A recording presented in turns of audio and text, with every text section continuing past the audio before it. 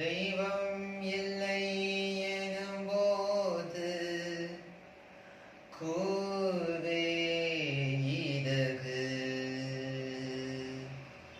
இல்லை நீயும் எனும்போது வாழ்வே இதகு இதுவரையில் எதை கேட்காலும் கொடுத்தாயே மனம் கோணாமல் துயரமில்லாகிதை கேட்காமல் கொடுத்தாயே எதற்காக தெய்வம் இல்லை எனும்போது கோவே இதகு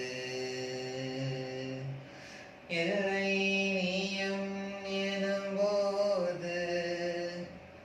வாழ்வே